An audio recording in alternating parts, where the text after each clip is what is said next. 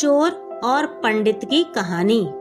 कहानी भले ही पुरानी है, लेकिन उससे जो सीख मिलेगी उतनी ही महत्वपूर्ण और काम की है।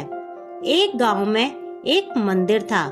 उस मंदिर में एक पंडित जी काफी सालों से सेवा कर रहे थे।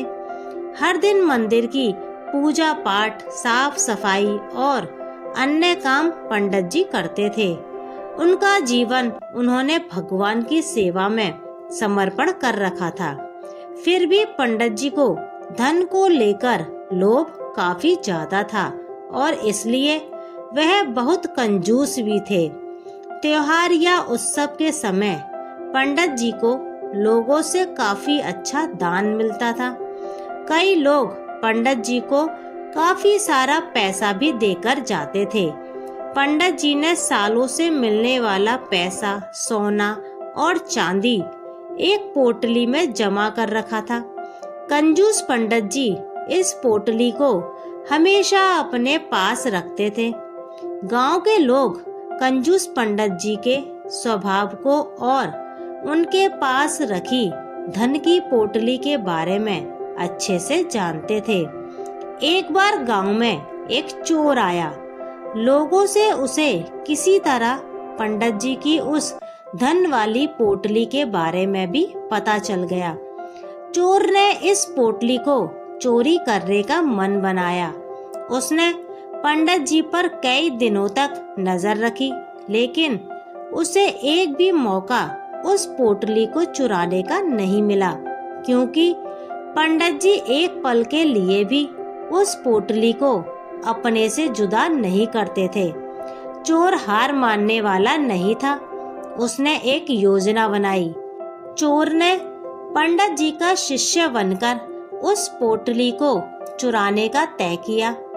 चोर भेष बदलकर पंडित जी के पास पहुंच गया और उसने पंडित जी की काफी तारीफ की।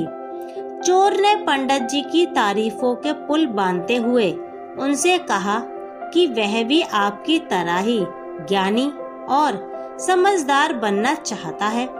उनके साथ रहकर पूजा पाठ और मंदिर के बाकी काम सीखना चाहता है। एक अनजान व्यक्ति के मुंह से अपनी इतनी ज्यादा तारीफ सुनकर पंडित जी को बहुत अच्छा लगा और उन्होंने उसे अपना शिष्य स्वीकार कर लिया। अब वह चोर पंडित के साथ ही रहने लगा। पंडित जी जहाँ भी जाते, वह चोर भी उनके साथ जाता। पंडित जी का भरोसा जीतने के लिए चोर अब उनके अन्य निजी काम भी करने लगा, जैसे पंडित जी के कपड़े धोने, उनके लिए खाने का इंतजाम करना। धीरे धीरे पंडित जी को उस चोर पर काफी ज्यादा भरोसा हो गया। एक दिन पंडित जी और चोर किसी दूसरे गांव जा रहे थे। वहां रास्ते में एक नदी के पास दोनों लोग ठहरे।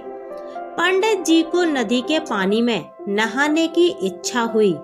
पंडित जी ने अपने धन की पोटली चोर के पास रखते हुए उससे कहा कि मैं नदी में नहाने जा रहा हूँ। चोर इतने दिनों से इसी मौके की तलाश में था। पंडित जी जैसे ही नदी के पानी में नहाने के लिए गए, चोर उनकी धन की पोटली लेकर वहां से भाग गया। हमें विश्वास करना चाहिए। विश्वास से ही दुनिया चलती है, लेकिन हमें किस पर विश्वास करना चाहिए, यह बहुत महत्वपूर्ण बात है।